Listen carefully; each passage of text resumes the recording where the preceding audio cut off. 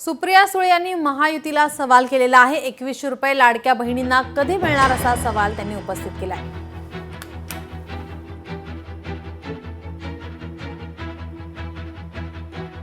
विधानसभेनंतर 5 लाख महिलांचे अर्ज बाद केले गेलेत। सरकारकडून फसवणूक किंवा ओव्हर कमिटमेंट झाले। दरम्यान शेतकऱ्यांना सरसकट कर्जमाफी व्हावी।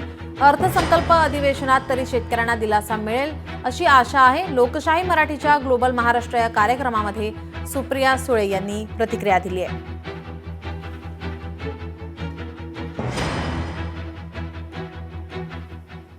त्यांनी 2100 रुपये सगळ्या महिलांना देणार असं सांगितलं होतं, तेही त्यांनी करावं। वचनपूर्ती होऊ शकते आणि आता तो त्यांनी लाडक्या बहिणींसाठी तो त्यांचा प्रॉब्लेम आहे ना, माझा नाही।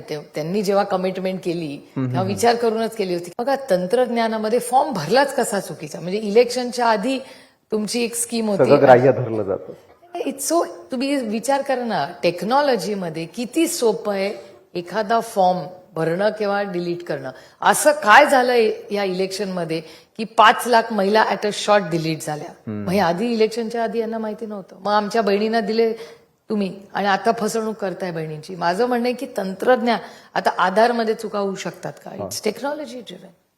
ही मोठी अपेक्षा आहे की सरसकट कर्जमाफी व्हावी, जो शब्द त्यांच्याच मुख्यमंत्र्यांनी दिला होता। आणि आज राज्यामध्ये शेतकरी खरंच अडचणीत आहे। सोयाबीनची बातम्या तुम्हीच दाखवलेल्या आहेत, त्याच्यामुळे आता परत तो माझा आरोप नाहीये।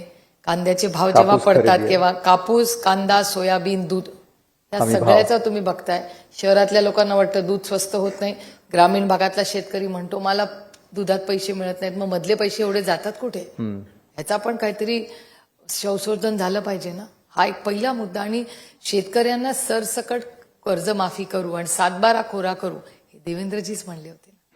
त्यामुळे माझी अपेक्षा आहे की या अर्थसंकल्पामध्ये ते त्यांनी करावं।